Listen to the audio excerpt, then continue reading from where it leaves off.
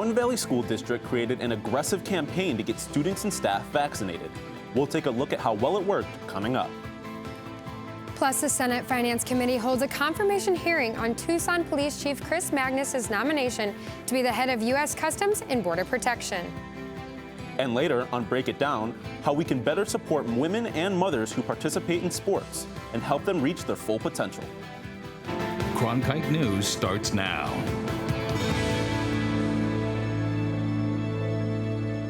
Good evening and welcome to Cronkite News on Arizona PBS. I'm Sean DePaz. And I'm Megan Newsham. Thank you for joining us. One Arizona high school district is giving back to their students and faculty when it comes to getting vaccinated. Cronkite News reporter Carolina Hassett tells us how the district is using a campaign to raise their vaccination rates. According to the AZ Department of Health Services, just over 58% of the population is fully vaccinated across Arizona. That's not enough for herd immunity. So the Phoenix Union High School District is fighting the pandemic on a number of levels, with the goal towards protecting not only their own students, but the community. Phoenix Union's Vax to the Max program is offering money to students and faculty for getting vaccinated. Students can earn up to $100 in gift cards, and staff can earn a one-time $200 payout. When we began Vax to the Max, we had 10% of our people had disclosed that they were vaccinated. And we are almost at 75% right now across our district. Since this interview, the rate has risen to 78%, helped in part by efforts from district employees to keep the flow of families getting vaccines consistent. Originally, we had quite a few in 900, 600, 700 that we would get through on a Saturday. But Vax to the Max isn't just on Saturdays. We're actually doing it through the week. So with those numbers, we're averaging anywhere from 500 to 600 a week. At first, there were so many people coming and getting vaccinated. Now we're a little bit slower and hoping to get more people to come, especially since their booster shot is out now too. The district has a goal of reaching an 85% vaccination mark in order to achieve herd immunity, which they hope will benefit their students in the future. This is actually getting to a point where we can keep our schools open and educate our students. And the best way to educate them is in schools. The hope is high level of vaccinations means fewer mitigation measures, which ultimately means less time fighting COVID and more time educating students. According to the Arizona Department of Health Services, as of October 3rd, the COVID-19 transmission rate in schools in Maricopa County is at 10.7%, which puts it in the high transmission category. That trend has held steady since about mid-November. In the newsroom, Carolina Hassett, Cronkite News. The Arizona Department of Economic Security is launching a $36 million relief program to help Arizonans behind on bills pay for utilities. This comes after the 2-year moratorium on utility shutoffs ended on October 15th. The Department of Economic Security is partnering with local energy and gas companies to provide the assistance. DES says it will apply the funds automatically to eligible customer accounts. The department says it intends to expand this payment model to all utility providers statewide after this initial pilot. For more information, visit the DES website. Tucson Police Chief Chris Magnus finally got a hearing today on his nomination to be the next head of U.S. Customs and Border Protection, more than 6 months after he was tapped by President Joe Biden. And senators had lots of questions. Kimberly Silvero Batista reports from our Washington bureau. Tucson Police Chief Chris Magnus will deal with the wide range of issues if selected as the next head of Customs and Border Protection. But Republicans at his Senate confirmation hearing today were mostly interested in one thing. Mr. Magnus, just for clarification, with the reinstatement of the policy, with 1 million plus people crossing our border, with more than 200,000 just in July, with the actions taken against the border agents, is there a crisis at our border? Magnus agreed that the number of people being apprehended at the border is, quote, very high, but he would not give South Carolina Senator Tim Scott a yes or no answer. If we spend a little less time debating on what the terminology is and perhaps a little more time trying to fix a broken system and working together, we could address what I've already acknowledged is one of the most serious problems that we face right now in our nation. But it's not the only problem. Members of the Senate Finance Committee asked Magnus about everything from drug smuggling to counterfeit goods being shipped into U.S. ports. Magnus answered many of the senators by saying he was still learning the issues that the massive agency grapples with and wanted to work with agency leaders to develop a plan, a position that did not sit well with Indiana Senator Todd Young. All right, sir. You're the nominee to be the commissioner of CBP, and you have not familiarized yourself with the operative immigration law. I see that as being a concern. Thank you. But committee Democrats welcome Magnus's promise to work with lawmakers on issues they care about.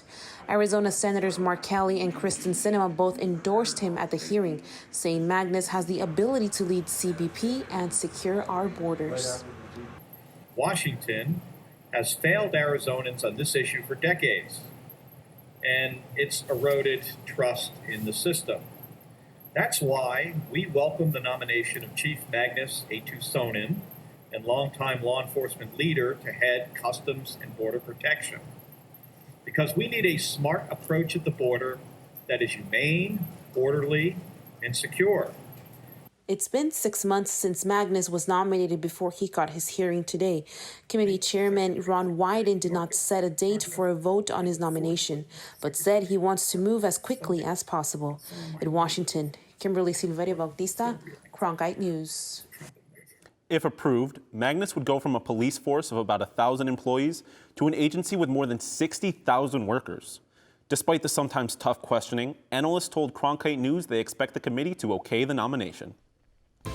The Phoenix Pride Festival has been rescheduled after a 2-year hiatus. Coming up, we'll have more on what's planned to celebrate Pride and LGBTQ+ History Month.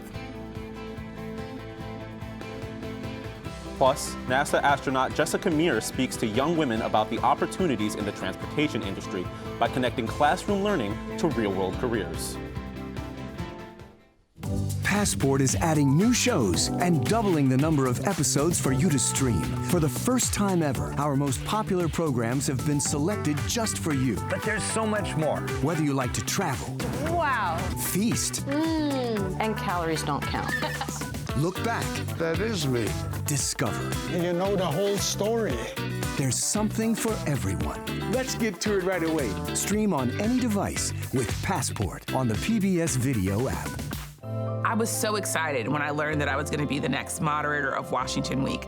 I was incredibly lucky to be mentored by Gwen Ifill, and what that gave to me was this confidence that I could be my full self and that I was deserving of whatever spaces I was in. Welcome to Washington Week. I also feel this great joy in taking the helm of Washington Week, knowing that I can mold it and make it my own, but also make sure that it is still within the legacy and the tradition that made it so great for all of these years. October is LGBTQ+ History Month. This month-long recognition celebrates the achievements of icons and historical figures within the community. Earlier this month, the Phoenix Pride Festival announced that the event would be coming back the first weekend in November, after a 2-year hiatus due to the COVID-19 pandemic. This will mark the 40th anniversary of the Phoenix Pride Festival, and organizers say they plan to make it the most memorable one yet. In the weeks leading up to the festival, Phoenix Pride is hosting a multitude of events. For more information, visit phoenixpride.org. A NASA astronaut speaks to young women ages 13 to 18 about the opportunities in the transportation industry. Cronkite News reporter Bella Hoffman explains how this astronaut is taking one small step to connect classroom learning to the real world. Not many people can say they took a selfie with a NASA astronaut, but more than 50 young women who participate in this virtual event sure can. The purpose is to get them interested in careers that take them across the country or even out of this world. Transportation U is a hands-on, interactive mentoring program that offers young women an introduction to a wide variety of transportation careers. Each month, this program provides free events to those who are interested in taking the stepping stones to exciting careers that can change the face of the transportation industry. This month's event was welcoming a special guest who might even be the first woman to walk the moon. I'm NASA astronaut Jessica MEIR. Chosen by NASA in 2013, Jessica MEIR served as a flight engineer on the International Space Station for Expedition 61 and 62. Her dream began when she was just 5 years old. We were asked to draw a picture of what we wanted to be when we grew up, and I distinctly remember drawing an astronaut in a spacesuit standing on the surface of the moon next to the American flag. As she continues with her space career, she also inspires young women and encourages them to follow their dream to achieve their goal, even if it means making sacrifices. And when I was asked if I wanted the chance to come to NASA and be an astronaut, of course I wasn't going to say no to that childhood dream, but it was a little bit bittersweet because you realize that you do have to give up this other part of your life that you had worked so hard and that you really enjoy. MEIR also encourages young women to take advantage of extracurricular opportunities that fall in the category of STEM. STEM opportunities are available through programs like Transportation U. For Transportation U, you don't have to be a member of WTS. You can basically just join the calls, especially with them being online. And if you're an active participant student doing that, then that would qualify that person for a possible trip to the Washington, D.C. Summit. The Women in Transportation Metropolitan Phoenix chapter is committed to providing professional development and educational opportunities to its members. In the newsroom, Bella Hoffman, Cronkite News. It's been feeling nice and breezy in Phoenix today, nice enough to even eat outside. Nick Shesky is in the Weather Center to give an update on the weather conditions in the rest of the state and this week's temperatures.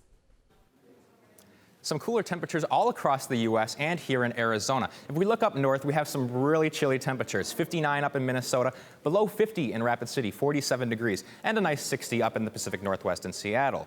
Now taking a more Arizona look at things. Our temperatures, they're hot by U.S. standards, but really nice for us Arizonans here. 86 in Phoenix, 70 in Sedona, and a little chilly in 61 in Flagstaff. So some nice sweater weather for us Arizonans here in the state.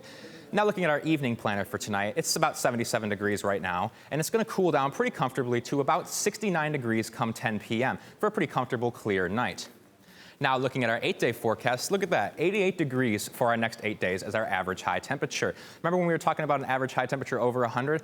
Yeah, it's really cooled down as we got into October. So we're looking at about a little bit of a heat up, 90 on Thursday and Friday with some clouds in the sky Friday. Those clouds are going to get quite bigger on Saturday, lots and lots of clouds in the sky on Saturday, but it's going to cool down a little bit after that, 86, 86, 86, 77, 80. So we got some much cooler temperatures coming later in these 8 days, something to look forward to for us Arizonans. You might want to bring a sweater with you wherever you go these next 8 days. So in the Weather Center, Nick Shesky, Cronkite News.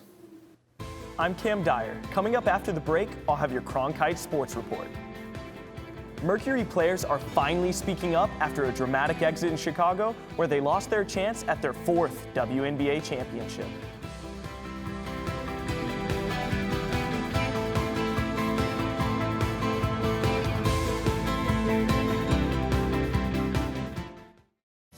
Ready to watch the best of PBS anytime, anywhere, on nearly any device? It's easy with the free PBS Video app.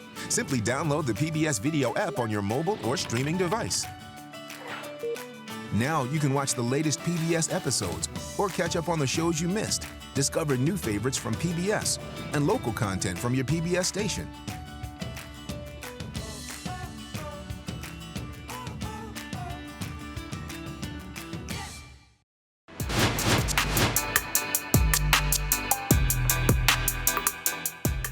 Welcome back. I'm Cam Dyer, and here's your Cronkite Sports Report. The Coyotes had what could be their last home opener at Gila River last night. They dropped the puck against the Blues in what was a very emotional game.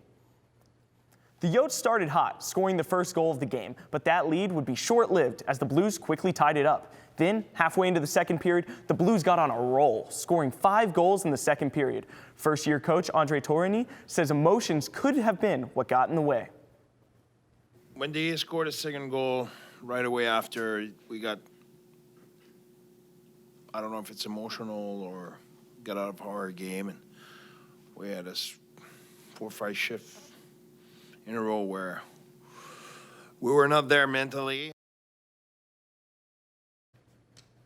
The WNBA fined the Mercury $10,000 for skipping out on their post-game press conference following Sunday's Game 4 loss. The team fielded questions upon their return to Phoenix, however. Cronkite News reporter Amna Saban joins us from the newsroom with some of their answers. It's not the way Diana Taurasi wanted to go out. A Game 4 loss in Chicago ended the Mercury season and left fans wondering if they've seen the last of the GOAT. Taurasi had a tough weekend in which she got fined for making contact with a ref, smashed a locker room door out of frustration, and left Wintrust Arena without speaking to the media.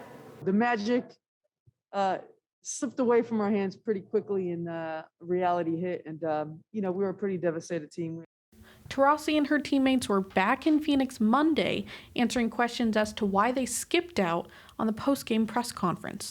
No, I think we just had to take a minute, and that's what we did.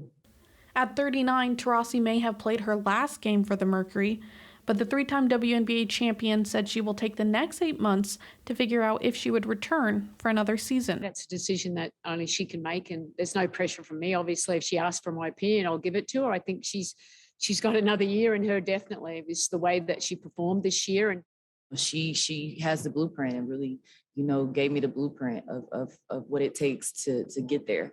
And so regardless of what she decides to do, she has nothing to prove. She's done it all before, and I have. Taurasi acknowledged that she had a tough year playing only 16 regular season games as she battled multiple injuries. She will take the time to heal, as will the rest of the team, as they try to move past this disappointing loss to the Sky. In the newsroom, Amna Saban, Cronkite News. Suns coach Monty Williams, who lost a niece to COVID-19, spoke about how the passing of former Secretary of State and Chairman of the Joint Chiefs of Staffs, Colin Powell, affected him and the importance of COVID safety measures. Just hearing that news about Colin Powell, man, that brings it back home, and then outbreaks on teams. And that's going to do it for today's Cronkite Sports Report. Back to you, Sean and Megan. That's it for Cronkite News tonight. Thanks for joining us. For top Arizona stories anytime, go to cronkitenews.azpbs.org.